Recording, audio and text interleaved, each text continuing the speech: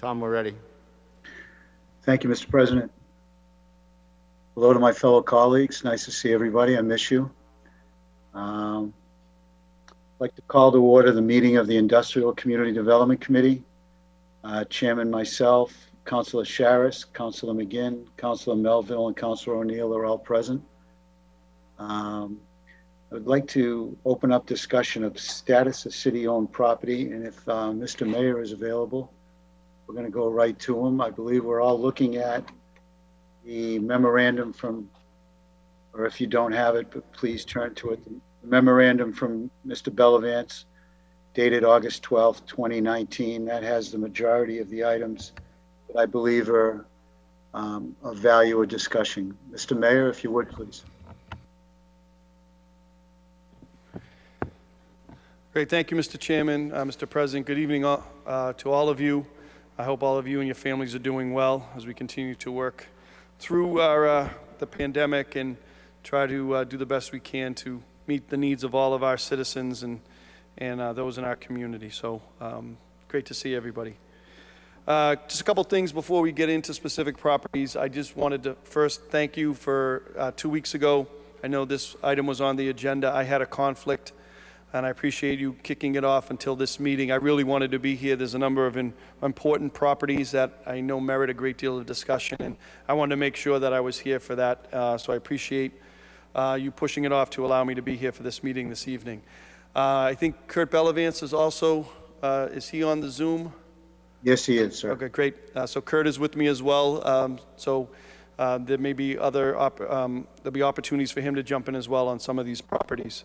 Another thing too, before we get into specific properties, I did want to say that with all of these, I welcome all of your input and ideas and suggestions. Some of these are newer properties that we're discussing. Others have certainly been around for a couple of years. Some have even been longer than that. And a great deal of work has gone on to try to find the right type of project. But I certainly welcome any ideas, inputs, thoughts, or suggestions on any of these projects.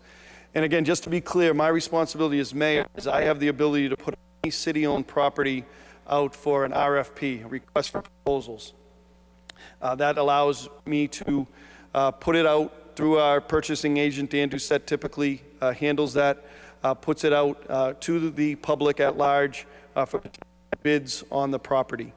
Once those bids come in, after a set period of time, then we have the opportunity to speak to those bidders, and then if there's something that we think could work, then we bring it forward to the City Council.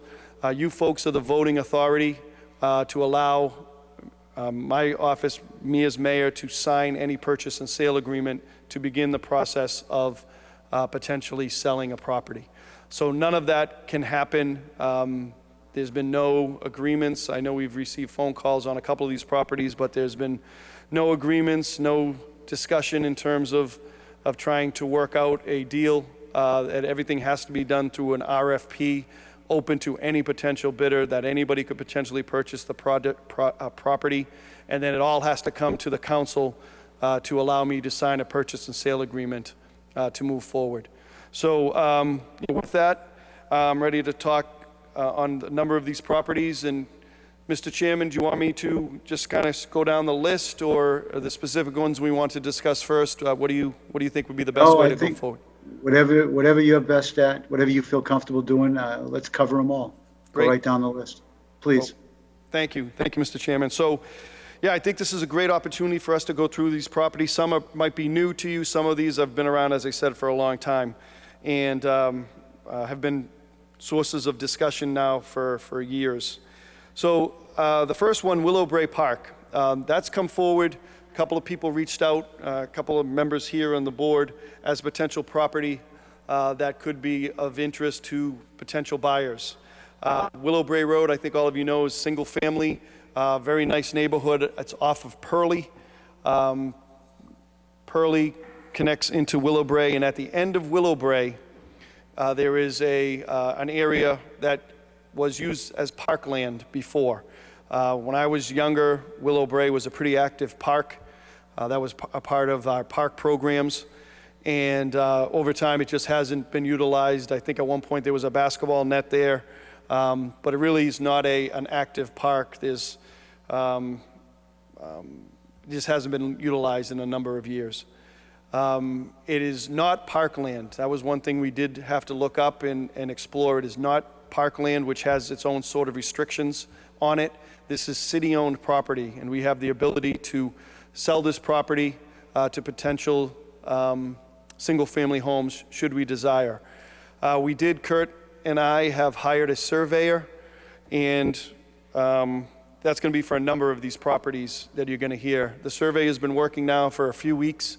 We were hoping to have maybe a couple of reports in, but we do not have them in just yet. But one of the properties was Willow Brae Park area, and we're looking at least one, maybe a couple of parcels that could be sold for single-family homes. So that is where we are right now. I think this would be a good opportunity. I think there'd be great value in selling a couple of properties for single-family development in that area, and I think we'd get a pretty good price for it. But we have a surveyor now determining how much space we have there, how many units could potentially, or properties could potentially go into that area, and then we also need some appraisal work on that. I haven't asked for an appraisal yet until I wanted to make sure we knew what the site could hold in terms of single-family homes. But it's beautiful homes up in that neighborhood. I think all of you have seen it and been in that area, and I think we could add some nice single-family homes at the end of that street, kind of in a cul-de-sac type of manner. Why don't you go right down the list, Mr. Mayor? If there's any questions anyone can ask at the end, please. Okay. Kylie School. Kylie School is certainly one that has been a major topic of mine and the superintendent and all of us, school committee, city council. And quite frankly, the Kylie School I see as being a kind of a central figure, central spot in the future plans for our city. I will say it was a year ago. I had a appraisal done on the property. It came back that we could, the appraised value was $2.6 million for the school itself. And then I think it was up to $3.1 million if we were to sell the field and the park in the back. That is on Johnson. I think everybody's obviously very familiar. It used to be the school administrators. And we did explore that to try to get a sense of what that number would be. Quite frankly, I was hoping that it would be a little bit more for potential sale of that property. When we did a review of bringing that school building back to life, that was done by Tim Healy 2 years ago. We had a company come in to do a full evaluation of the property, all the internal systems, handicap accessibility, the roof, everything to bring that back. The gymnasium is in real rough condition. And we were told at that time it would be between 11 and 12 million. Certainly the costs have gone up a bit, but that would be where we are in order to bring that building back to be certified usable school space. Certainly it's always a difficult decision whether or not to sell school property. Our numbers have been pretty steady over the last several years. However, certainly with a lot of development that's being proposed in the city, and it just continues to be housing proposals, one after another coming in, that our numbers could go up. We certainly have a number of schools, particularly our elementary schools, that are at or very near capacity. And it's always a difficult decision to potentially sell an existing school. Right now, as you know, we have the Welch School is going through the process with the MSBA for a project over at that site. We are looking at a work to the building, the base building, which is new windows and new heating and cooling systems, new univents, similar to what we've done over the last few years at the McCarthy School and the Burke School. I think all of us, that was a unanimous vote to all move forward with learning what we could about the Welch School and what the needs would be. I know Councilor McGinn and Councilor Melville are on that committee and have been part of those meetings. And those meetings have been taking place almost on a weekly basis. We've hired Doran Whittier. They are the owner's project manager. Very knowledgeable group, very enjoyed working with them. And the architect designer for the work is Danisco Design, who are very familiar with the city of Peabody. They just helped us with the Higgins Middle School and did a terrific job. So our team is in place. Our team has been approved by the MSBA, and the architect at Danisco Design was just approved 2 weeks ago with the MSBA at a meeting. So right now we are doing the due diligence and looking at our potential options. One of the options, as I said, was to use to just do the project to that existing building.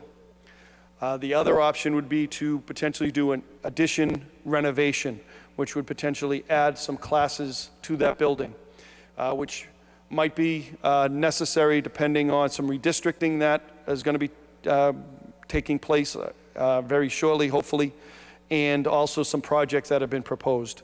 But I think the Welch School, the Center School, and the Kylie School are all very tied and connected. And the reason for that is the Center School, I think, as all of you know, is a school that's in desperate need of some real work. That site is a little tighter than the Welch School site, but I think a major project has to take place at the Center School. It's not the oldest school in the city. The South Memorial School is actually the oldest, but the Center is the second oldest, and I would say that it is in the most need of significant work. And then we also have the Kylie School being available to us, potentially a swing space, potentially as an investment should our numbers go up. So I've been a little hesitant at this point to move forward with requests to go ahead and sell the Kylie, which we certainly have the ability to do. It would give us some short-term funds, but again, may cause some longer range issues for us. What I'm thinking of doing, and certainly open up to thoughts and ideas on this, is just to hold off until we have the set plan and vote for the Welch School.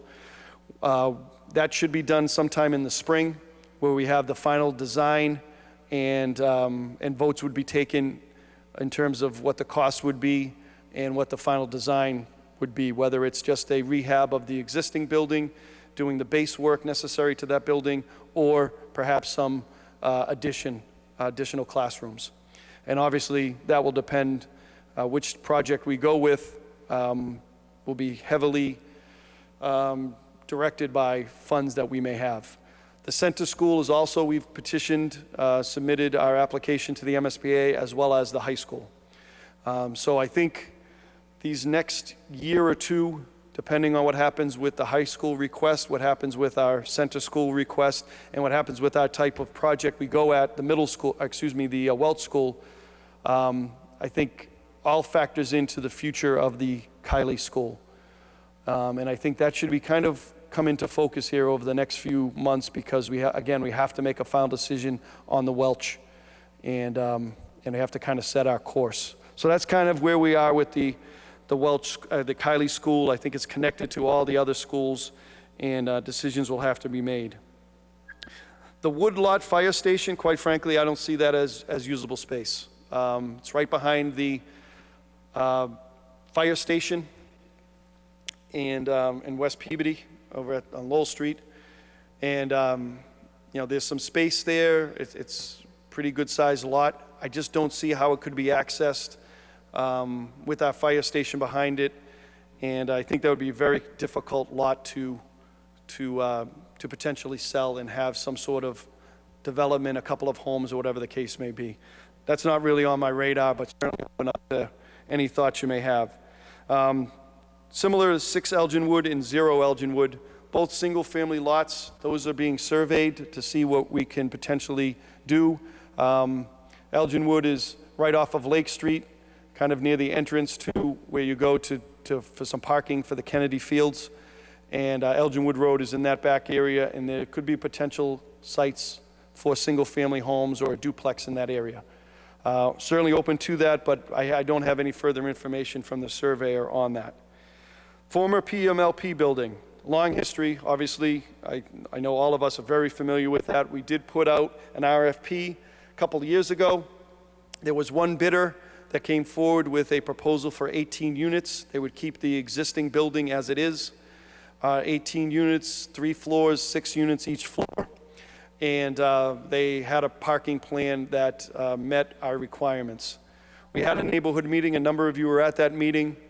There was some opposition to it, and that project was just held because of other projects that were taking place Certainly, there's been a lot of proposed development in that King Street, Lowell Street, Endicott area. There's another property to be discussed next, the DPS site on Berry Street. That's certainly another one that has generated a significant amount of interest. I probably get calls on that on a monthly basis from developers who are very interested in the Berry Street site. But it is always large residential development, always. I haven't had a proposal come my way in a significant amount of time for commercial development. It is all residential all the time. People are trying to build homes in this city, build large condos and apartment developments. As all of you know, that's just how it is right now. I'm told the economy is very much in favor of investing in those type of projects through banks and lenders. And certainly it is very much a priority of Governor Baker and the state to add housing. Berry Street is a lot that I've always felt could potentially be a development site, but and there's a great deal of land we own there. It'd be nice to clean up that site, which is in pretty rough condition where the DPW building was or is. We have our buses parked there as well. That's busing parking in that location. But right now, if I were to put it out for an RFP, I think there would be significant interest, but it would be large residential development. And that's what would come if we did put that. PMLP building, there was a plan some years ago, which I actually liked. It was for 8 units in kind of a duplex form, kind of similar to what's on Drake Way now. And we put that out for bid. There was one bidder, and then that bidder dropped out because of the costs of remediating that site, which does have some contamination. And that's always been a source of concern. That cleanup of that contamination would cost several $100,000, and I think that's a conservative number. And that's held back some significant investment.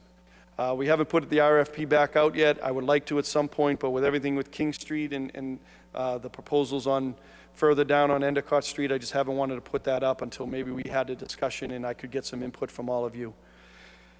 2 Washington Street. Again, we've put out 2 RFPs on 2 Washington Street. There's always been a great deal of interest in that building. It's frustrating, certainly, because I've gotten a number of calls, people very interested in that site, the beauty of the site, the location, and the history of the site, I think is very appealing to many people. But we've put it out, an RFP out twice, trying to focus just on commercial only, and we have not received any bidders. Again, people primarily have been looking at that site as an opportunity for residential development, and I haven't wanted to move forward with residential development in that site until maybe we had a greater discussion and there was more input on that.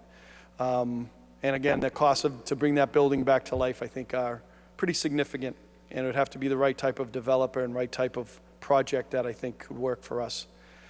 Again, if we didn't do what we did, the 2 Washington Street, and I will stand by that action we took and that vote that was taken, that if we didn't do that, we would have I think the numbers were 80 to 100 units of affordable housing. The building would have been taken down, the tree would have been taken down, and we would have a big block building there. And I don't want to speak for everyone, but I'm pretty sure that none of us project. So the 2 Washington Street has certainly had a long winded history here, but if we didn't do the action we did, we would be looking at a big block building there. And again, I don't think that would have fit in with what we're hoping for and what we all want. I haven't put that property back out for bid yet. I've flirted with the idea, but again, because of the pandemic and a lot of people just holding pat where they are right now, holding steady, I think there's going to be much interest in doing major projects for at least a little while longer until things shake out and hopefully improve for us in terms of the pandemic and our corona numbers. 12 and 16 Washington. That is one where actually a little bit of work has taken place. We hired a surveyor to come and do an analysis of 12 and 16 Washington. Specifically, I wanted to explore the opportunity of potentially selling them as separate lots.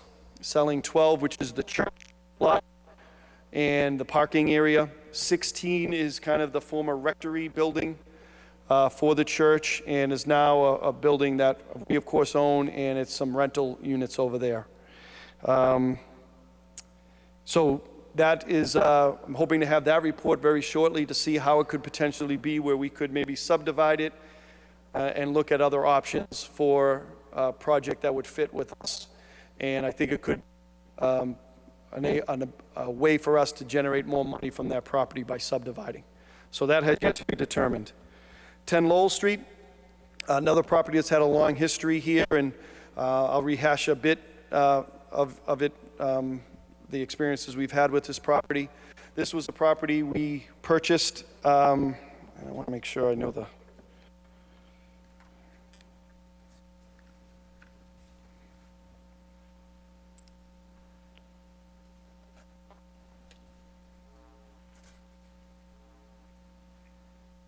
We purchased in 2017, the end of 2017, and at that time, we had all the tenants at that building all had plans to go to other locations. The big property, the big spaces at that location were Brody's, which is still there, as all of you know, and the Next Mex Thing. The Next Mex Thing went over down the street further down on Main Street, and by all accounts has been a great success over in that area, and very pleased with the move. The idea at the time, or the plan at the time, was that Brody's was going to be relocating to Main Street as well. But unfortunately, fell apart and didn't move forward, and Brody's has been open ever since, paying us rent, and we're the landlord and property owner. Quite frankly, I haven't moved on this because I've been trying to be fair to a long-time existing business here who has been a part of our downtown for a number of years, and haven't moved forward with moving forward with our plan, which when I presented it to you back at the end of 2017, early 2018, we were going to take down the building, do some flood renovation or flood remediation work, beautify that area, and put a potentially a George Peabody statue or something honoring our city's history in that location. That was the plan at the time. I still love that idea. And the funds for that purchase was from community preservation, $185,000, and then $250,000 was taken from the sale of property account, which is an account we have, again, for the sale and purchase of property. We have a little bit of money in that account. There are no requirements in terms of the future of that site. We're not held to anything in terms of what potential plans for that site may be, whether we move forward with what the original plan was or if we look at other options. We're not held back by any of the requirements for the funding that we used. It was open space funding, and that gives us some flexibility as to what we may want there. So I'm very much open to ideas and suggestions and thoughts on that parcel. Again, I've always just been struggled with taking action. I know the owner of Brody's has looked at other opportunities. He very much wants to be a part of Peabody. He's looked at other sites in Peabody Square, and it just hasn't quite seemed to work. And certainly I'm torn because I want to be fair to the Peabody businesses, existing businesses, but I also know that I presented all of you with a plan, very detailed plan as to what the site was going to be, and it was unanimously approved that we were going to go forward with that plan. So that's kind of torn at me a bit, and certainly looking for any input or ideas or suggestions that you may have. I think I got all of them, and certainly willing and open and available to talk more on any of those specific properties. I did all the talking, but I know Kurt Bellavance could have given quite a deal of that information as well. Some predated his work with us as Community Development Director. Karen Sawyer was involved in a great deal of this. And, but that's where we stand.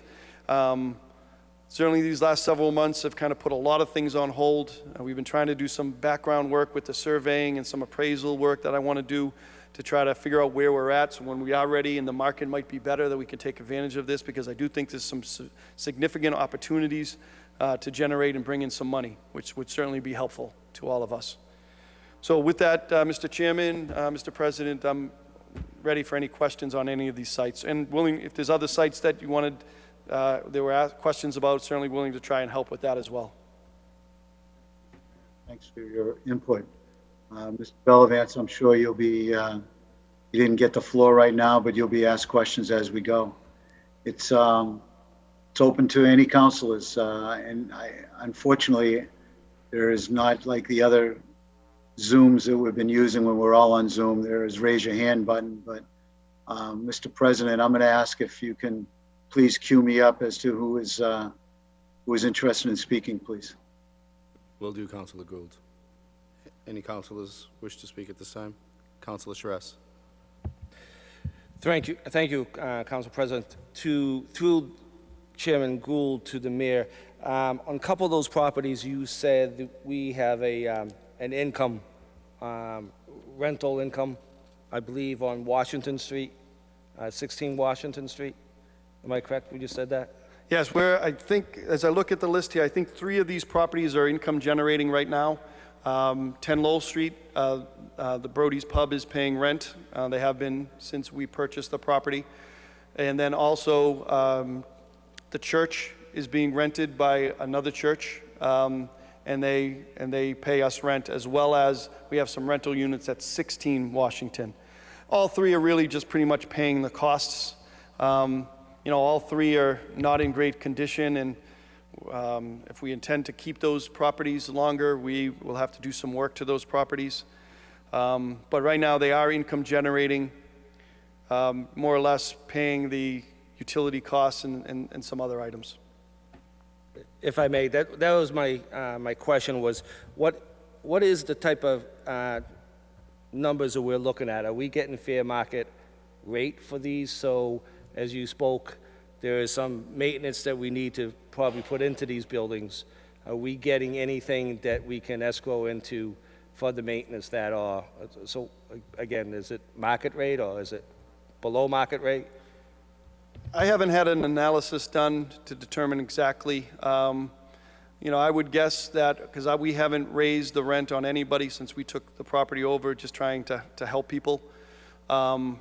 You know, we haven't raised the rent on the church or on the rental units or with Brody's Pub since we took over a couple of years ago. And certainly the last 7 months, that's not something I've really wanted to entertain. So I would guess that maybe we're slightly below market, but we haven't done an analysis. But it's not costing us besides, I guess we don't have a mortgage on any of these properties. But No, that's a good question. No, we don't have a mortgage on any of the properties. They've been all paid for. The income we bring in is typically just going to pay some costs. I think there's a little bit of money that we've been able to bring in. But yeah, with the condition of some of these buildings, you know, we're gonna have to, it'll end up having to cost us some money to do some renovation work, should we continue to hold on to these properties. thank you. Thank you, Councilor Charis. President Rosendahl, please. Councilor O'Neill. Thank you, Mr. Chairman. Thank you, Mayor Bedcourt, for coming tonight and giving us a great summary of these properties. I guess just in general, the Willowbrae Park, I think something should be done there in terms of looking at it. It's kind of in a quasi disrepair, as you noted. You know, it's just been decommissioned. There's still a basketball court, nothing else, and just some woods, and it's kind of a cut through. My wife would probably publicly throttle me because she would like to have it be, you know, remain woods or whatnot. But I think in some cases we have to figure out what we want to do with it as a city, whether looking at homes or whatnot. But to be clear, I've not spoken to any of the residents, and I know we're just in the initial stages, but it's just something I wanted to comment that right now it's kind of in this, it's not really being used in any way that can help either the neighborhood or the residents. We've had some issues with, you know, kids up there messing around, shall we say. Yeah. And then I guess the one question I had is regarding like 10 Lowell Street. So as I remember, it was before some of us were on the council, but it was the end of December, so I certainly attended the meeting. I remember the purchase.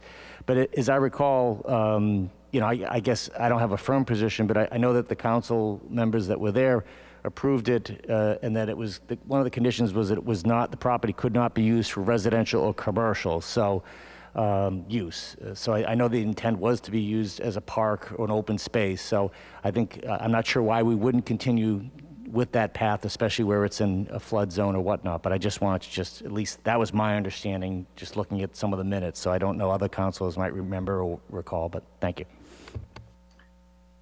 Mr. Mayor? Any comment on that? No? Okay. Okay, thank you. Mr. President, please. Councilor Melville.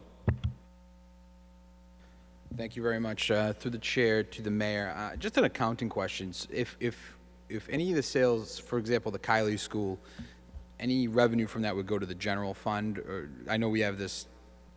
You had mentioned, you had actually referenced it, a property revenue from sale of property fund, but this is not something that would be line item back to the schools. It would be in the general fund for us to distribute during however you see fit through the budget process. And that's a great question, Councilor Melville, because the best example I could give, the most recent one was when we sold the Brown School. And there's, a development there now, residential development. And my recollection, I think I had just gotten on the council. This had been some time ago. It might have even, well, it was some time ago. And I thought there were a number of funds that had kind of been distributed to different projects. I think some were for sidewalks, some were for, went into the general fund, some went into some other pockets. So I'd have to go back and look. I'm sorry I didn't look at that before this, but I thought there was a little bit of flexibility with what could be done with the money as long as the school committee and city council, discussed it and maybe made some decisions together. I'd have to look back. I'm sorry I don't have that information. Thank you. I just through the chair, from my perspective, I think a real point of emphasis for any of these sales is I think we need to be able to tell the public what we intend to do with that revenue as part of the balance of is it worth selling versus what's the long-term gain. I mean, when you had referenced, and I know I've been in those same meetings with you regarding the Welch, swing space, things of that nature, balancing the costs versus where that money would go versus the sale, I think is going to be very important, and I think it's important for the public to see that as well. So, with regards to any possible RFPs and sales, a major point of emphasis for me is where is that revenue? Is it line item to go to somewhere else? What do we plan to do with it? Because I look at the city's assets as a general asset line, and then we break it down from there. Thank you. Thank you. Thank you, Councilor. I think you're right on with that, Councilor Melville, and I certainly know the superintendent and the school committee would love to get that any funds from any sale of school property, but that'd be a discussion for all of us to have. Thank you, Councilor Melville. Mr. President, please. Thank you, Mr. Chairman. Actually, I have a couple of questions. Regarding the Willowbrae property, would you be looking to retain the walking path that goes from Willowbrae out to Lowell Street with that proposal of residential units there? Yeah, I don't have a position either way. I certainly would be open to that if that fits with what potential home or two could look like and fit. I know there's a number of people that utilize that area to cut through to go to Lowell Street. So yeah, I'm not tied either way. I just think it would, whatever would be the best fit for those with that home or two and what the neighbors might want. Thank you. Then the next one I have is regarding the Kylie School. And what Councilor O'Neill would want. The next one I have is regarding the Kylie School. The school committee has not deemed that surplus yet, correct? No, we had discussions about it, and again, this was probably a year and a half ago, but we didn't make a vote to declare it surplus, no. So the first wave of that property in particular would be the school committee would have to deem it surplus, and then it would come back before us, and then the RFP process would start, correct? Absolutely correct. Regarding Algerwood Road, both of those two properties, when you're looking at residential units there, I guess, and as well as Willowbrae, you're not looking at zoning changes, you're looking at literally conforming to the neighborhood that's already pre-existing, correct? Yes, that's a good point, Councilor. So yeah, we're looking at and surveying the property, that area, to find out what fits in with what's existing there. I'm not intending and looking at bringing that to you. Right now, that area, you go down Elginwood Road, on the left there's single-family homes, and on the right there are some duplexes. And, but no, I wouldn't, we're trying to determine what could fit there, and that would fit in with the general neighborhood. Thank you. And then the last question I have is regarding 10 Lowell Street. I know you had mentioned flood mitigation, and you also had mentioned receiving $185,000 from community preservation. So if we did end up reverting back to selling that property, would we then have to give back the $185,000 back to community preservation? Yes, that would be, that would have to be something that we'd have to speak to community preservation about, but absolutely there, particularly depending on what use we have for the property, they would have first claim to that $185,000. Thank you. Thank you, Mr. Chairman. Councilor Any Sasser. other? Thank you. Thank you. So I'd like to make some general comments, and then I'd like to get into some of the specific properties. One question I did have, though, Mr. Mayor, was what decides, I know Main Street went up as an auction, and then we talk about request for proposal. Is there a reason why we can do an auction versus a request for proposal, just so I can understand that? That's a very good question. So it's always kind of a strategy on the city's part as to what we think can generate the most interest and generate the most potential income to us in terms of a sale. We've gone more with the RFP because the RFP, you have the ability to kind of structure the proposal for what you want in that area. You know, maybe you want a mixed use, maybe you want single family, multifamily, whatever. You have a little more ability to structure. If put out on an auction, person buys it, it's whatever is legally zoned for that. So it's just always kind of a strategy as to what you think would fit best at that particular site. The RFP gives you a little bit more flexibility, which sometimes can generate more money in, where opposed as an auction, you're just putting it out as is, it's zoned, whatever zoning area it is, and then the people would bid on it. They would only be able to use that property for that, what is allowed under that zone. Thank you for the explanation. One of the things that concerns me, it doesn't really concern me, but I think we're in a good situation, is anything you read about is the market is red hot. You read about, because of the pandemic, people leaving the city, they want to live in the suburbs. I can tell you specifically in my neighborhood in the last 30 days, we've had 2 homes, one go for $35,000 to $40,000 over asking, another one go to $50,000 to $60,000 over asking. So I think the time is now. I think timing is of the essence, and I'd like to see us, look at some of these and do something with them, because I think, we all agree that we're going to need some money for a rainy day fund based upon some of the expenses we've incurred and some of the revenues that won't be there because of the pandemic. So I think that's critical. I'd just like to give some comments going down a couple of the properties. I'll be very frank. I will not comment on everyone. Willow Bray Park, all I can say, it's a single-family lot. Single families are through the roof, as I just said. My question on the Kylie School is, you talk about the Center School and the Welch School. Would you see the Kylie School being used, put back into action if we got an agreement from the state to partner and build a brand-new school, or not? Because I'm not so sure we're going to spend the money to bring it back online to use it. I'm just curious why we wouldn't go through with the Kylie School. What would we wait for? Yep, and that's a very fair question. That's something that we're constantly debating and discussing. I've just been reluctant to, I don't want to make a mistake and give up potential school space that might be utilized in the future. I remember there a couple years ago, there was some discussions about maybe putting some pre-K, maybe putting some specialized classes at the Kylie that would free up space at the McCarthy, free up space at the Burke, free up space at the center, even the Brown, and that would allow us to put some classrooms there and really free up space in the city. or in these schools to kind of accommodate potential growth in the city, depending on these projects that go forward. So that's really what it comes down to. I think we could make some short-term money, and I've just been reluctant to do that. That potentially could hurt the future. If we were to sell the Kylie, make some money, but then, you know, our population grows a bit here, and we're searching for school space. I just know that could get very expensive, particularly now seeing.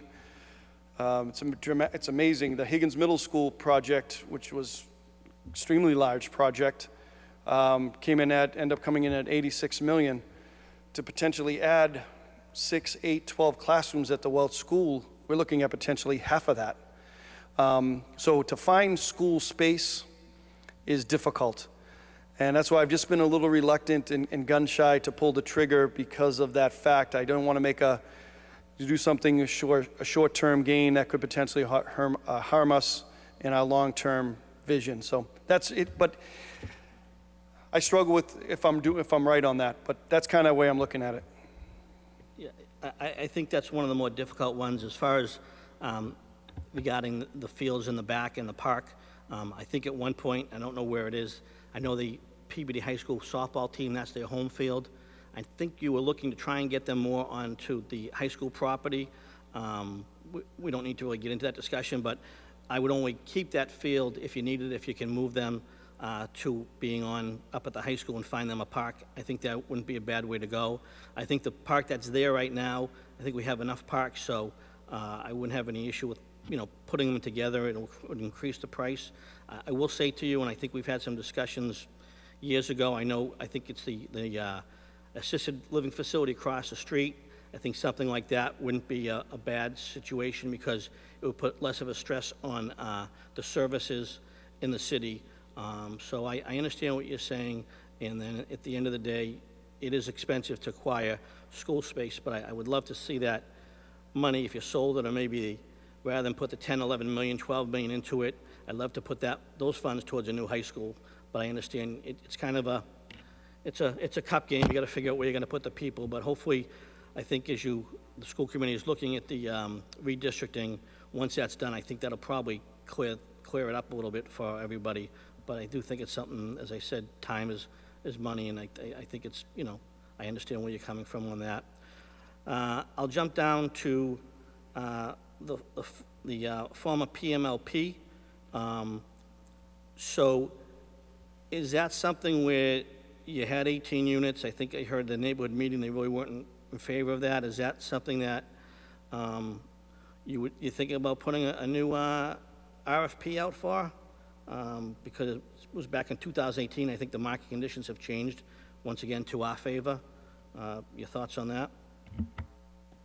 Yeah, that's one of the properties I was, you know, maybe hoping for some opinions and guidance on. Yeah, I mean, that one's a property that would be ready to go out on an RFP. We have all the information in terms of heights and measurements and parking requirements and all of that.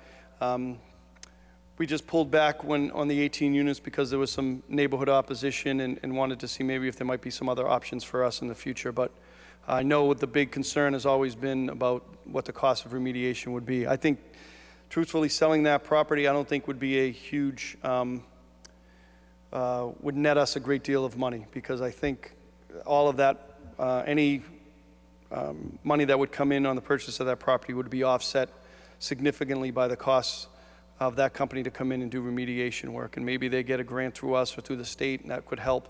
But that property is not a big money maker for us, truthfully. And Council, you mentioned maybe, you know, properties that you think we should get out there. I'd love to know which ones, because that's what I'm kind of hoping for from the council, as to which ones that you think I can move on now, or ones that you should wait. I struggle with the Kylie. Kylie's a tough one for me, truthfully. That one's a struggle. I agree, and I think that based upon the school committee and doing their due diligence, I think, you know, you owe it. Obviously, they haven't declared a surplus, and I think it makes sense to probably wait until the spring of 2021. You know, I hate to, as far as Willowbrae Park, I'm going to defer to the Ward 6 Council, but as I said, single-family housing right now, it's sky high. I think that wouldn't be a bad one to get on the market shortly. When you put out something like for the former PMLP, when you put out an RFP, can you put down, so you put out 18, but you know the neighborhood wants less than that, 4, 6, whatever it may be. Does the RFP, can that have a limit on the number of units? Is that legal to do that when you put out the RFP? Yes, and in fact, when we put out, and we've done this different ways with the RFPs, but when we put out the RFP for the PMLP building on Endicott Street, we did not put a number. We left that wide open just to see what it would generate. But we didn't put a number or requested number, recommended number of units. We just put it out as a potential residential development, and we were just curious to see what would come in. So the 18 units wasn't asked for by us. That's just what came in from the bidder. But we have the ability in an RFP to put some limits on the number. And so I would suggest that that's something that I would advise you to look into, because I think, because of the amount of discussion that's happened between Endicott Street and King Street, I think we pretty much know what the neighbors feel in those areas. So I would be in favor of an RFP with a lower number. And I know you said it's not much of a moneymaker, but I think what it does do is it finally takes a piece of dilapidated property that people have been looking at for many years and cleans it up. So I think there's a benefit twofold to do that. So I would encourage to get that out for an RFP. The former DPS site, Berry Street, I'm not going to comment on that at this particular time. It's a large piece of property, and I'm not comfortable really discussing that right now. Going back to 2 Washington Street, my question is, does that property have a liquor license attached to it? Yes. And what also does it have as far as, is there any parking at all? There are about 10 spaces. And again, that's why the value of the church property was for that additional reason, to provide some additional spaces. Absolutely.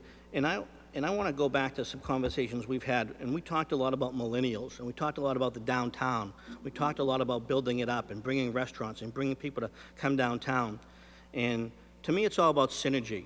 And a perfect example is when Stanzi's came to town, Brody's was the first to admit that their business increased because of Stanzi's. They have gone on record, they said it, and it ended up being a good thing. So you have La Siesta, you have Maki Sushi,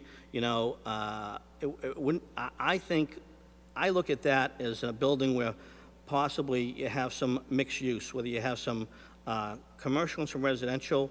As we've said before, millennials like to stay home, they like to eat, live, stay where they are. So I look at those properties with possibly the parking, as you said it, 12 Wash Street. I think that makes a lot of sense, because I think it's tough. You're not going to get the commercial that you want out there. You haven't gotten it on the 2 RFP, so I think we have to look at being a little bit more creative. And that brings me to the final piece of property I want to discuss, which is 10 Lowell Street. Regarding 10 Lowell Street, there's nothing wrong with taking a second look and admitting that maybe the vision we had wasn't perfect. And I think that's that perfect piece of property. And I think that as far as if there's no flooding issues, and we've done a great job downtown, I look at that piece of property, as I just stated, you have to create synergy. So if you have Stanzi's, you have a parking lot, you have Brody's, and then maybe someday across the street you have another restaurant with some outdoor dining, there's your synergy, and maybe some apartments above Brody's. That's what we talk about, and I think we have opportunities to do that. And I think personally that, you know what, I think we should, it always helps to have a professional on staff. But all I'm going to say is, as far as 10 Lowell Street goes, I would not hesitate at all to put that up for auction rather than RFP. I think that's a valuable piece of property. I get asked about it on a daily basis. We all know it's got a tremendous amount of interest. There's more than a couple of parties. And, just like we made out and we got our loan paid back when we put 1 Main Street up, I would recommend to look at that and to go that route. I don't see that as being a loser. I see that as an extremely valuable piece of property.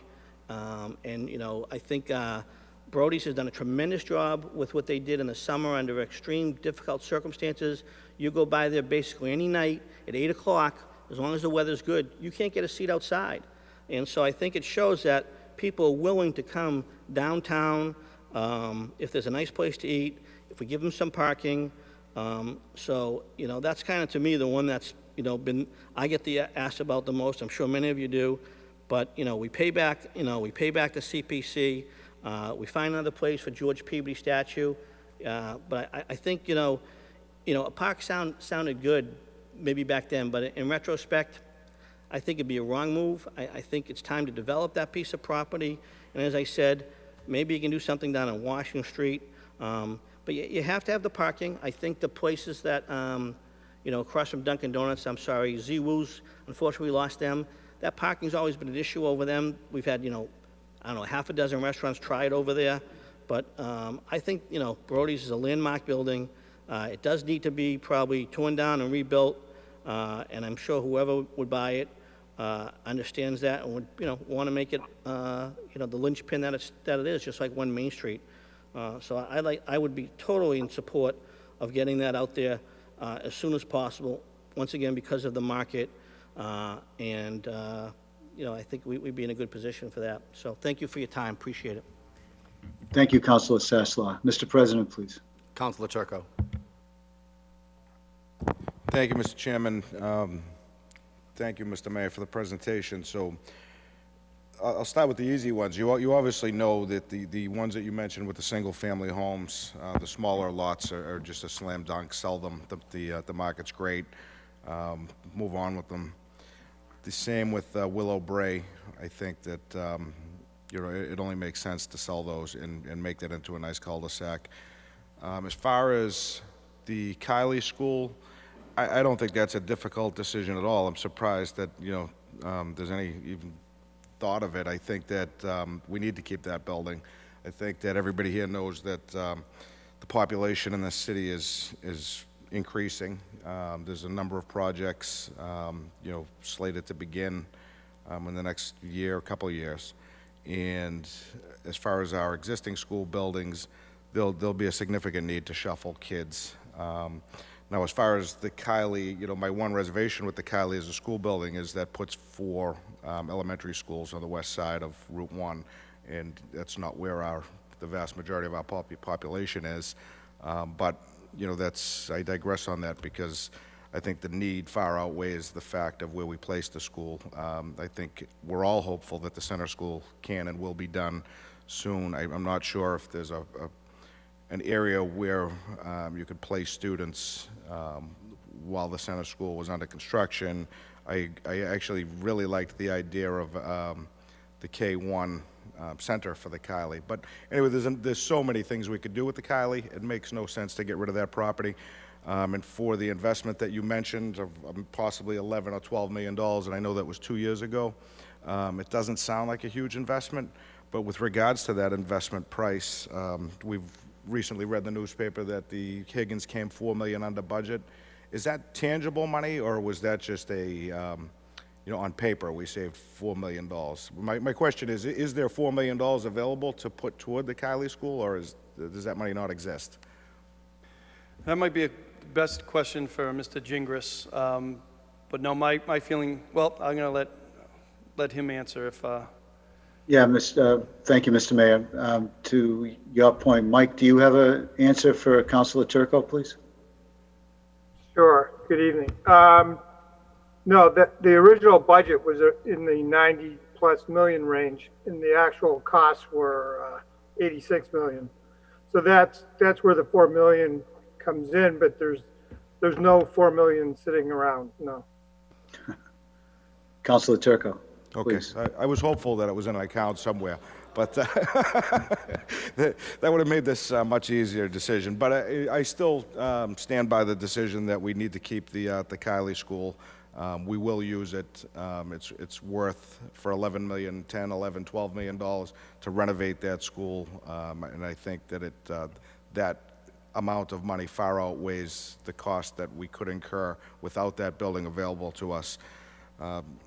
Is my thought on that. As far as the DPS building, it's not listed here on the property sheets. Do you know what the zoning is at the DPS building? And maybe Could we ask Mr. Bellavance? through you to Mr. Bellavance. Kurt, are you aware of the zoning and what it is at DPS site? Good evening, Kurt Bellavance, Community Development Director. I believe if you're talking about the Berry Street lot, the former the DPS building. Yes, yes, Mr. That, I believe, is R3, so it'd either be single family or multifamily. I'm sorry, two-family. Okay. Thank you, Bill Belichick. Mr. Bellavance, thank you. Thank you very much, Kurt. So, Mayor, as you know, that's 2.7 acres, so that's a lot of construction that can go on there, a lot of housing. So as far as that goes, I think you're 100% correct in that assessment that we need to find out what's going to happen with Endicott Street, what's going to happen with King Street. And I hate to sit on this property, as Councilor Sasslaw said, it's the timing is here, but my fear is that if 42 Endicott and Berry and King Street go forward to add the DPS site, Berry Street, to the mix all at once would just not go very well for us. As to Washington Street, or maybe 14 to 16 Washington, is there still any talk of the Children's Museum? Or is that gone by the wayside?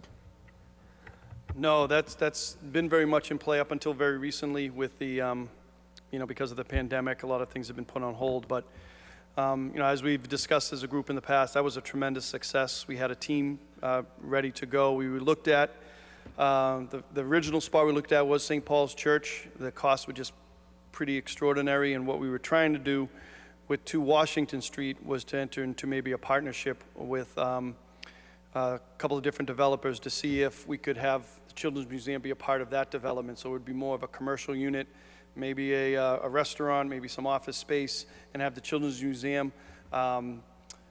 Councilor Martin had mentioned before about potentially having a couple of city offices, and others have mentioned it too, about having a couple of city offices, veterans office, things of that nature that I think could be well utilized there. So we were trying to have some discussions about trying to put together a number of uses, and we thought the Children's Museum could be a great spot in that location, and that would be kind of more in the back, and then utilizing to Washington Street, the main entrance, for some other uses. So, no, that's still very much in play. I'm hoping that we can continue to explore that and maybe find the right developer and right project. I would like to have the Children's Museum long-term. Thank you, and I would as well. And I think the only other question I had was with regards to the PMLP site, the contaminated site. You mentioned 2 different proposals. Am I thinking about the same site? One was 16 units and then one was 8 when it went out to RFP? I thought the original one that went out, and this was, it might have been right before I became mayor or shortly thereafter, we had put out an RFP and it came back at 8. I thought it was 8 units. Kurt, do you recall, was it the original one, was it 8 or was it a duplex of 16? I should probably know this, but do you know it off the top of your head? I thought it was 8 units. I can't be 100% sure on that, but I know the original, we had done that and had gone before the Conservation Commission. Councilor McGinn has the answer Okay, good. if you yield. Councilor McGinn, please. Thank you, Mr. Chairman. Through you, point of information, it was 8, definitely 8.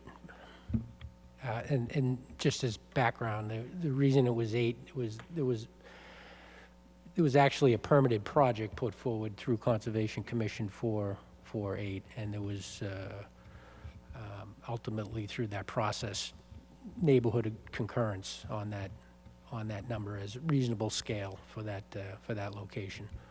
So the number is definitely 8. Thank you, Councilor McGinn. Councilor Turco, you have the floor. Thank you, Mr. Chairman. So, Mayor, I see the issue with, somebody trying to buy that property and do the cleanup and build limited to 8 units. So my question is, only because this recently came up with another parcel, was the Brownsfield revolving loan fund. Has there been any discussion or, I don't know, I guess I'm just throwing it against the wall, about the city cleaning up the property and selling it as clean property with the revolving fund, the Brownsfield fund, And I know that's limited cost. I don't know what the exact interest rate on that, but I wonder if, I'd like to see that property go. And, you know, maybe it's worth it, as you said, to sell it at, for minimal gain. But I think that's another one that should go up immediately and be off the city rolls with condition that, you know, it's cleaned up in a timely fashion, so we're not stuck with another contaminated site and a developer that doesn't move forward with it. But to go back to my original question, have you ever thought about maybe the city doing the cleanup and selling it as a clean parcel, which is commonly done? That's a great suggestion. We've had some discussion on that to see if that would be the best way for us to maximize the value. So yeah, let us work on that. I think that's a great idea. I mean, there's 3 properties in the city that drive me crazy. One of them is that 70 Endicott Street property. The other one is your favorite property, the Fine Building. And then the third one is the Marchese property up on Route 1. Those are the 3 that, you know, I every time I drive by, you just get this pit in your stomach. And I'd love to get some action there. And that might be where we have to go. So let us look into that a little more seriously. Okay, and my last question, just for my own knowledge, do you have the rent numbers for those 3 or 4 properties that you mentioned? Like specifically, do we know what is Brody's paying for a monthly rent? I can get that to you for your next meeting. I'm not exactly sure. Let me get that to you for the next meeting, please. Yeah, I just want to see what the rent is as opposed to what the tax, possible tax revenue involved is. But, I hope it was a little bit helpful with some thoughts, but like I said, go forward with the easy ones, the single families, the Willow Bray, I think, that fit into the neighborhoods. As far as the Kylie, I would definitely keep it, and I hope you move forward with or we're able to move forward with the Children's Museum at some point. Thank you. Thank you, thank you, Councilor Turco. Thank you. Mr. President, please. Councilor Manning Martin. Thank you. Thank you, Mr. Chairman, and thank you, Mayor, for having this discussion with us this evening, having an open mind and your willingness to listen to all our ideas. And there are definitely different opinions abound here. So, and you are the one that will ultimately put out an RFP. So I really do appreciate you listening to all of our ideas. And with that, I'll start off with the PMLP building on Endicott Street. How much are we paying in insurance for that building per year? Can we check with Mr. Gingras if Mike knows off the top? Mr. Gingras, please.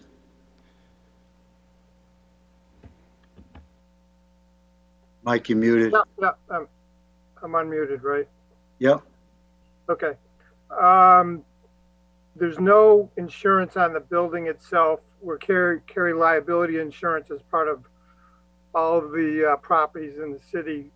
I can't give you an exact number on it, but it would be minimal. I'm sorry. The answer is it's minimum? Be minimal.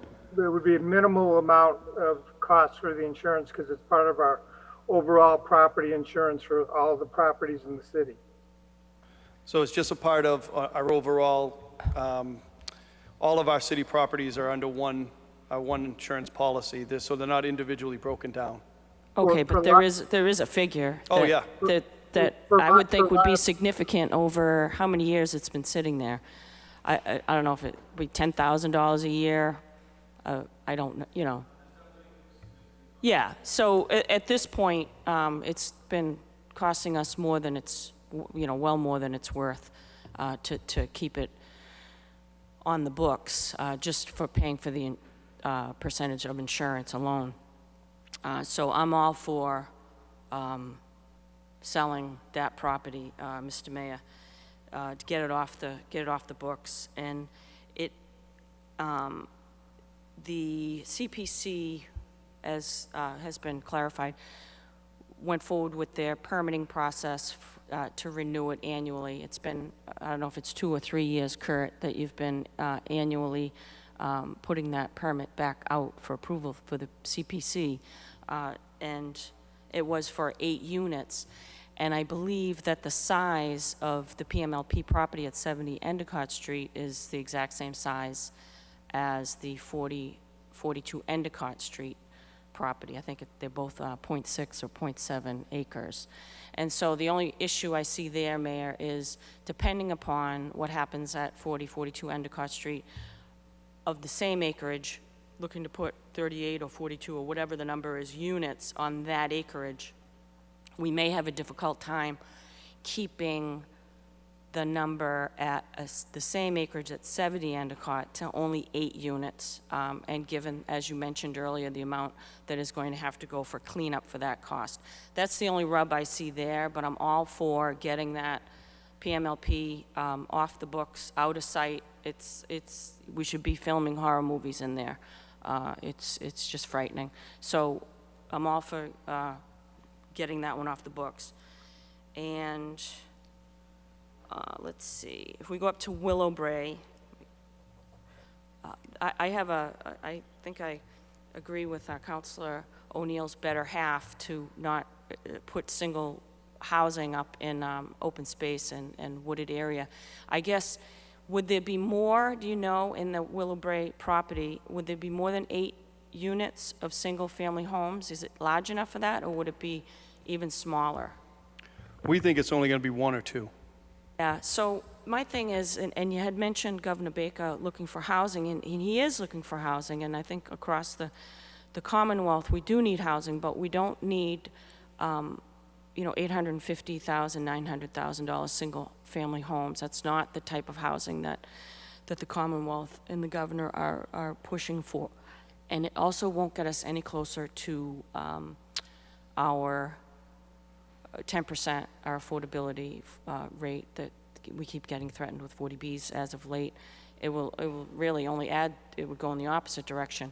But to give up wooded park space, trees for one single-family home that's probably going to go for $900,000, I'm adamantly opposed to. So I am on the opposite end of a couple of my colleagues in that regard. So I would be adamantly opposed to selling a small property, city-owned property that would be open space to single-family housing that would do nothing to assist us in getting more affordable housing. That's a statewide need and a city need, and it would have detrimental effects in the long run for us with respect to our affordable housing stock. So those are my thoughts on Willowbrae and any other smaller properties that you have mentioned that would, I think, be better off maintained as open space as opposed to 1, 2, 3, 4, or even 7 single-family homes. Because again, we only get an affordable unit per 8 is the baseline where our inclusionary zoning would trigger getting an affordable unit. So those are my thoughts on Willowbrae. And with respect to the Kylie School, I don't know if I heard you correctly. I don't know if this was your intent, but all I could think of was if using the Kylie School for a swing school or to shuffle students around if we were to renovate, I would adamantly oppose that simply because I have the experience from my days many years ago on the school committee, and of all the votes I took and action that the committee had taken while I was on it, that is one of my more regrettable votes and stances. Instead of us, we were talked out of getting portable units for, it was very rational presentation at the time, and the proposal was to bus the students to the Kylie School from the Carroll when we were building the new school. And it was a disaster. The kids weren't the little children, kindergarten, first grade, were on buses for hours, and they weren't getting home in the winter till after dark. It was cold, it was dark. Parents were frightened, kids were tired. I would never advocate to do that again, and it is one of the things that I wish that we had not done. So I would advise strongly never to do that again. Kids were getting dropped off at the wrong bus stops. There were just too many kids to bus, and it was just a long ride for them. And it was a very difficult time for that, for the Carroll School community at that time. So those are my thoughts on moving forward using the Kylie School in that regard. And I appreciate, Mayor, and I understand your hesitation and reluctance to hold on to that building because of the city's history. We sold some schools, and it turned out later we needed the schools. I get it. I totally get where you're coming from. And again, You're the one who has to put it up for the RFP, and I appreciate you listening to our thoughts on this. The acreage on the Kylie School is 7.7 acres, which is 3 times the size of the Berry Street property. And when you mention the Berry Street property, you mentioned that there's a lot of interest in it. If you were to mention or put out the Kylie School property, if you choose to, there would be a lot of interest in it. I know you said it was appraised at 3.1 if you sell all the fields. I'm not saying you do that. It's a wonderful soccer field. It's a great amenity up in that area. It's famous for the soccer fields. I'm not saying that you do that. But when you mentioned the number, it was 2.6 for the school alone, I think you said, 2.6 million for the school alone. And I think if you put that up, you would get a lot of interest for residential. You would get a lot of interest, and there would probably be a bidding war. And the amount of housing that you could put there, not suggesting it be done, I'm just throwing some ideas out here. Free thinking here, that you could take care of, or we could take care of the affordable housing, our 10%, with that one project alone, because the property's so huge, to get affordable housing, meet the governor's needs, meet the state's needs, meet the city's needs, with that one property alone, instead of offering Berry Street, which is 2.7 acres in an already stressed area that we've all already indicated. It's overtaxed. There is a flood area down there. It's stressed to the max. We have the King Street unknown, 40B up the hill.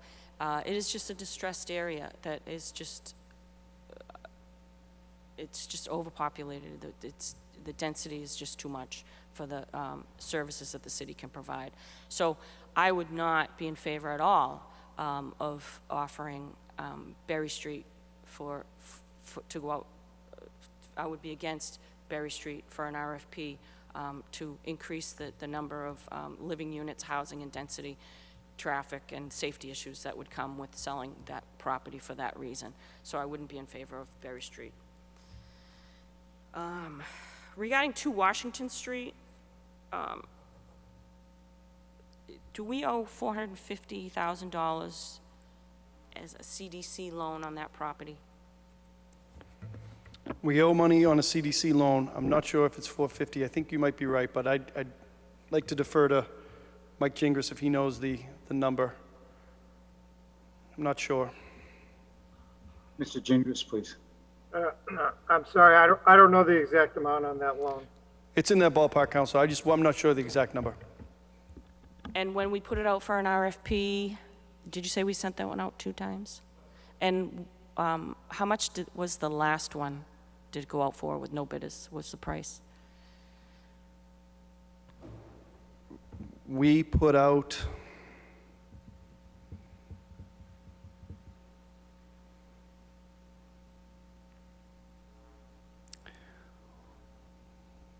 and I'm going to look for some help from my 750? colleague, but I was going to say 850, but Okay. Well, okay, so needless to say, we didn't get any bites because there's some issues with the building, as you've explained. I would be in favor of selling to Washington. And again, I think that everybody's heart was in the right place, and everybody did what they thought was right with that building and throughout the process, everyone involved. It just didn't work out. We did the best we could. Sometimes that happens. But we do owe money on that property that we have to pay that loan back. I think it is $450,000. I'm willing to put that one out again for an RFP and see what you can do and get it off our books. And hopefully we can maintain with your RFP the facade and, you know, maybe get the veterans offices in there and things like that. So I would encourage your movement in that regard to try and make that happen.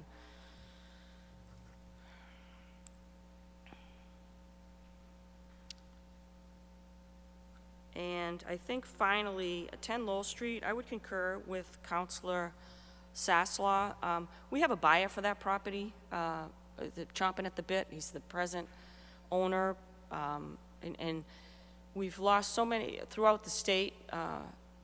Restaurants are closing down, and Brody's instead has it looks to me like it's doing even better, being innovative and working with the city with outdoor dining.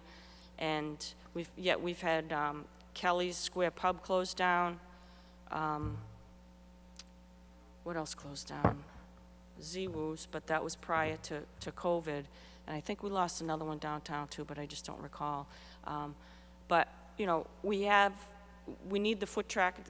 Boston, all of Boylston Street is closing down because there is no foot traffic. They're not feeding off one another, popular pubs and restaurants anymore, as Council Sassler has indicated. Yet we have one downtown that is a draw. It is bringing people in. They've done a wonderful job with the outdoor seating. And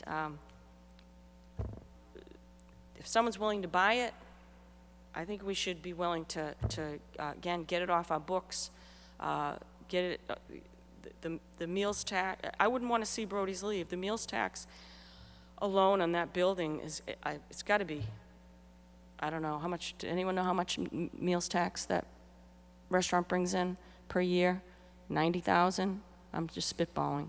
We could find that out pretty quickly. Yeah, so we don't want to lose that. And again, if we lose Brody's, then Stanzi's is going to get hurt. And again, people are closing down. And La Siesta needs some help as well. And given COVID, I think we need to do everything that we can to help these businesses survive. That's just one of the buildings that I think the intention, even long ago, Mayor, I think you and I are probably the only ones around. I think it was when you first became mayor, the idea was to buy 10 and 12, was the Coder building number 12. And, you know, the Banda brothers wanted to bring a boutique hotel. And I think also there was a garage included on that. So the two properties were to be purchased, knocked down, and be part of a garage, and the whole area was going to revolve around that idea. And it was visionary, and it was a great idea, and I was behind you 100%, and I wish it worked. Again, all the best intentions, sometimes they don't work out. That business individuals didn't produce, let's just put it that way. And so now we're left, we have to roll with the punches.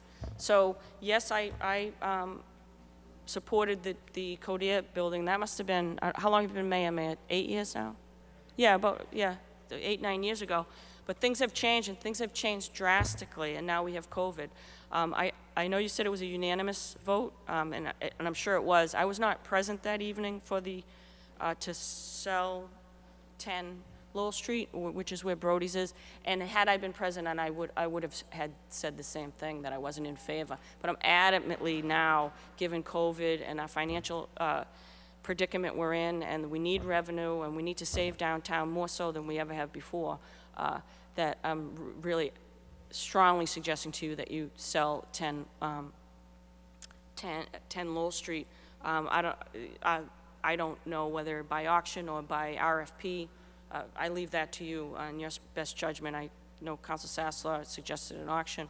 I don't have any input in that regard, but I strongly suggest that if somebody wants to buy that building and help us maintain the livelihood of downtown, I think we should strike quickly and sell 10 Lowell Street. So with that, Mayor, again, I appreciate your open-mindedness and allowing us to share our ideas, and I yield the floor. Thank you. Thank you, Councilor Manning Martin. Mr. President, please. Councilor McGinn. Thank you, Mr. Chairman. And thank you, Mr. Mayor, for being here tonight, running down this list. Yeah, several of these properties are in Ward 2, so you obviously have strong feelings about many of them. I know the intent tonight is really to not to delve into tremendous detail, so try to keep it at the higher level. But, you know, from a financial perspective, I think Councilor Melville, Councilor Rossignol alluded to the fact, and you've kind of confirmed with respect to CPC, you know, and we need to understand that if there's any action taken on any of these particular properties, you know, what would actually happen with the money? You know, are we paying back loans? That was brought up. Are we reverting money back to the CPC or other pockets of money were grants involved in any of them and so forth. So that's a level of detail that is going to matter a great deal in terms of this potentially ever having any impact on the general fund. Just to pick off a couple of these, 70 Endicott, which is the on the list as the former PMLP property. As I mentioned there earlier when I asked for clarification on the project, that was a 2014 permitted project. That property is directly adjacent to the flood zone, and that was designed in a way that it could coexist with that, and again with a density that was in contrast to what we saw with the neighbors on the more recent proposal for Endicott Street. This one was accepted by the neighbors after they came to understand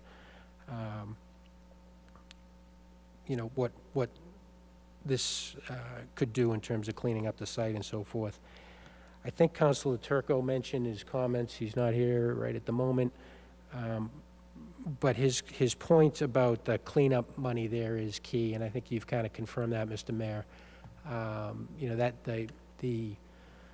the site is PCB contaminants. That it's complicated in terms of the city being able to clean it up and access funding because of how we could be considered the offending party when in fact I would argue that existed prior to the city's involvement in that property with the former owner, which was in fact PMLP.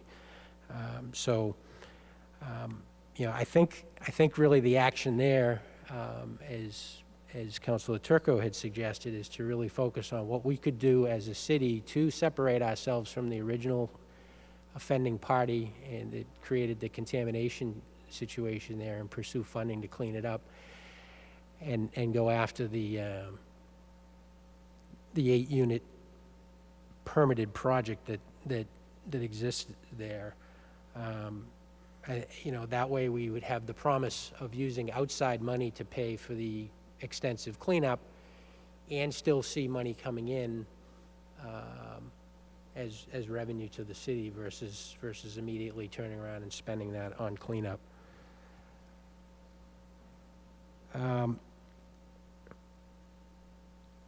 In terms of the Kylie, again, this is another one that Councilor Melville alluded to, and you mentioned in your comments about our involvement with the Welsh School Building Committee. There is, I agree, Mr. Mayor, there's a lot of moving parts there.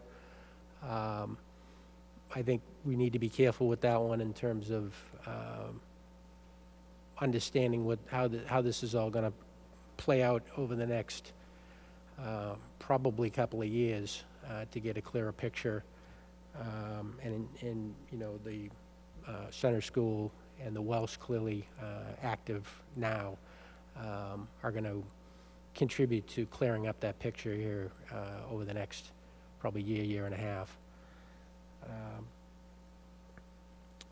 As far as 10 Lowell Street goes, I personally think that the original intent there was correct.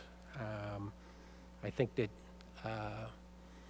as it's pouring out, I can hear it out there right now, flood mitigation was absolutely central to that whole issue. So I don't think that retaining the building there long-term is the right move. I would like to see Brody's. I think they do have a place in the downtown. I know they've tried to explore alternatives. I think a couple of those, or at least one, is still a potential active alternative. But I think as far as the plan for the 10 Lowell Street property, I would certainly advocate for sticking with the original plan. Just as a point of clarification to a comment, Mr. Chairman, through you to Councilor Sasslaw. Yes, Council. Thank you. Councilor Sasslaw, I think you mentioned or you asked a question about auction, which I think was a great question, but then you mentioned the auction downtown, and I think you were referring to 1 Main Street. That was a bank auction, the city didn't auction that property, the bank auctioned it, and the city's role in it was to get the CDA loan paid back. So, but it was not the city that took that action. So you may have understood that, but I just to clarify for those that might have been listening. And then with respect to Washington Street, again, as has been said tonight, I think that unfortunately the pandemic created kind of a hiatus in the whole Children's Museum initiative, but I still see that as quite viable, and would hate to see us lose our long-term vision for those properties and the potential for economic development that a entity such as that could have for that end of the downtown. And then just lastly, on 5 Berry Street, there was a question about the zoning, and I'm not sure that that was answered correctly. The zoning there is actually R2, so to the extent that factors into anybody's thinking on that property, that would probably preclude any high-density residential development there, unless, of course, it was some put out as like a friendly 40B type arrangement. But by right, I believe it's R2 zoning. Again, Mr. Mayor, thank you. In the interest of time, we're running late on this meeting, and we have a finance meeting to do still prior to the main council meeting. So I'll end it there. But again, thank you for being here tonight and filling us in on a lot of the background and current thinking with respect to these properties. Thank you, Mr. Chairman. Thank you, Councilor McGinn. Mr. President, please. Councilor Welton. Thank you, Mr. President. Thank you, Mr. Chairman. Thank you, Mr. Mayor, for coming in front of us tonight. Just for a few points of clarification for my own edification, just wanted to confirm there's no intention to expand this list further, correct? The list of properties that we're considering at this point? No, I was kind of looking through it. Those are the ones that have been in heavy discussion or heavy consideration. The next page has some other properties, I guess, that are potential, but these are the ones we've been focusing on. Okay, great, thank you. Second point I had is just procedurally, and again, I apologize, I'm not as familiar procedurally with the RFP process as most of my fellow councilors might be, but would we have an opportunity to look at what's in the RFP before that goes live and maybe make some suggestions for restrictions that we would want included? Could you maybe just walk through how that procedure would work for the RFP process? Yeah, the RFP comes from my office after work with the community development and Dan Doucette, our purchasing agent, and Mike Gingras. But I'm certainly welcome to any suggestions or any thoughts. That would be very helpful.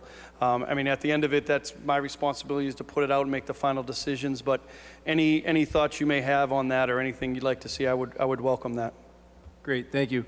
And then just another quick question.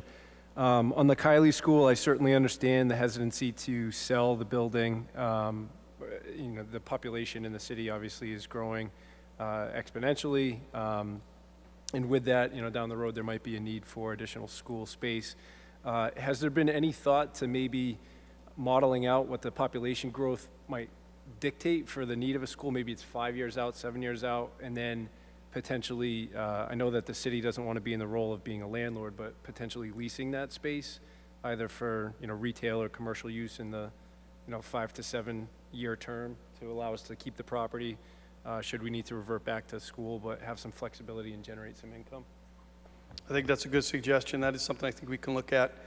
Our models that we've done, and we're continually doing models both as a city, and then the state also kind of provides some information on some models they do, that we're looking at a slight bump in our population.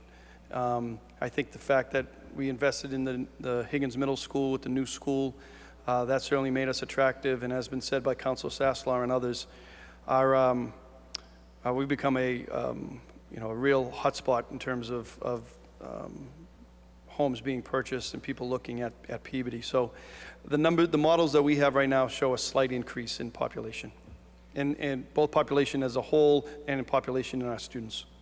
And I definitely, I think it's a wise move to probably not get rid of that building if that's a consideration that we might need additional school space and we don't have that situated yet. And I know the construction or possible construction with the Welch School and Center School, still kind of up in the air with if that will meet the need. So I certainly understand that reservation to get rid of the building, but I would be interested in potentially looking at if there's a way for that building to generate income over the not necessarily short term, but keep it for the city to use as a way to potentially lease out the space. And then just a quick comment, I agree with what Councilor Melville and Councilor McGinn had mentioned. I think as we decide if some of these properties should be sold, it'll be important to articulate exactly where we anticipate that money going. We don't want to, in my opinion, we don't want to just be selling a property and say, okay, well, we need the money, it's COVID, we're going to be short revenue next year. I think everybody understands that, but if we can speak with specificity in terms of what needs, that revenue generated from each of those property sales is going to help to address, I think you'll have a lot more public support from the front end. So that's it for me, but thank you very much for taking the time to walk through this with all of us. Thank you, Councilor Welton. Mr. President, please. Councilor Shrestha. Thank you, Council President, through the chair. When I first spoke, I wasn't really, I guess I didn't get the understanding that the mayor was looking for major feedback, and I think you've gotten a lot of it. And I will just start off with the Kennedy, coming from the school committee, like others here on this council. I'll be real frank. Good luck getting that out of the school committee's hands. I do not see them turning that over to surplus property. So I think you're kidding yourselves if you think that's a real quick chance, because quite honestly, when I sat on the school committee now over 6 years ago, I was involved in a committee. I think Tom Rosenau was involved in the committee, and the committee went so far back that Ann Martin was involved in the redistricting committee on that. And I would tell you, I wouldn't think anything of doing anything with that property until that redistricting plan comes back out and comes to fruit, and move on that, because I think you're going to see that you're definitely going to need that property for one reason or another. And again, when I was on that committee probably 7 to 8 years ago, we did have a study done on the population. And it was funny because that study came in and said, we're going to take a dip, and we're going to take quite a big dip in school-age population and numbers of people here in the city. Within 2 years, we were above what we started at. It never dipped. It went up, and it's going to continue to go up. So my thoughts on that is, to keep that property. It has a wonderful softball field behind there that our schools used. It is known for that field for softball, and that parking lot is used, again, for people going to the games. And this pandemic will end at some point, and people will go back and watch sporting events of their children playing, if it's a high school or if it's a local in the city league. The one other thing I like to think about developing Peabody is more on redeveloping Peabody, redeveloping property that's no longer being used at a developed state. not interested in developing wooded areas or park areas and things of that nature. I've heard it many, many times through the last few years is that we're overdeveloping Peabody. So to take land that's wooded or a park, potentially to be a park, and develop it, I think we're not listening to our constituents. That's just my opinion. But again, to develop property that has had a prior use of a commercial or a residential or something, absolutely. I was kind of surprised when I heard we're talking about 10 Main Street. Last conversations I had was that no, that there was no intention of selling that property. Hey, we all love the establishment that's there now. We all do. We love it. We did a lot of work to try to keep them in Peabody, and we want to do that. I just want to warn people. There's no guarantee that that property, that owner, will be the one that ends up buying that property. And I would strongly suggest we go to our city solicitor and ask, before we do the RFP, before we get invested in that, what is our obligations? Because when we make a commitment, I'm one, and it's good. That was a good plan. It was a very, very good plan to what we need to do, and I think it's still viable. That we want to make sure that we do everything right. Absolutely everything right, but also keep in mind, there is no guarantees. I know in the past couple of years, people have asked me that they were interested in buying that property. And it wasn't the owner of that business right now. So I want people to be very, very cautious as what direction we go and what our intentions would be, because it may not be what we're planning it. And the other thing is, my financial planner has told me right now, do not sell. Don't sell anything. This is not the time to sell. Wait. So I know we like to have some income coming in, and I know we like to, offset our tax rates, and we need to do that, but I don't think we should be really thinking of selling everything off just to make some money right now, because we have some many, many years down the line that, again, when the city, before I was here, sold a school that we didn't think we were going to need. And I think, Mayor Bencourt, you can count many times how many times that came back and kind of wish we kept that building and held it on for other use in the schools. Again, I think with that being said, I just want to make sure we all understand what we're looking to do. I still believe the Betancourt building can be developed. We want to make sure we will follow through that plan. But I also think it's very important for anything that goes in there, if it's commercial, a restaurant, or anything, the museum, that church parking lot is going to be needed to have that thrive. So if we're going to sell that church and the church parking lot, we may be, we can't get any more property down there for parking. And I think we're showing people there is parking downtown, and to get rid of that to a private use is maybe kicking ourselves in the butt later on. Thank you. Thank you, Councilor Sharris. Mr. President, please. Further questions, I'll turn it over to the chairman. Councilor Gould. Thank you, Mr. President. I'd like to thank everybody. Great input. I have one comment, if I may. There's a number of items, and I'm not going to go into it, but if we have open space, let's leave it as open space. That's my one comment, such as Willowbrae Park. And I would not do the Kylie School. I would not sell it. I would hold it for future generations, because we never know what we may need in some school settings. So that being said, thank you, Mr. Mayor. Very helpful, very insightful. I hope all the councilors were satisfied with question and answers that went back and forth. If I may, could I have a motion to adjourn, please? So moved.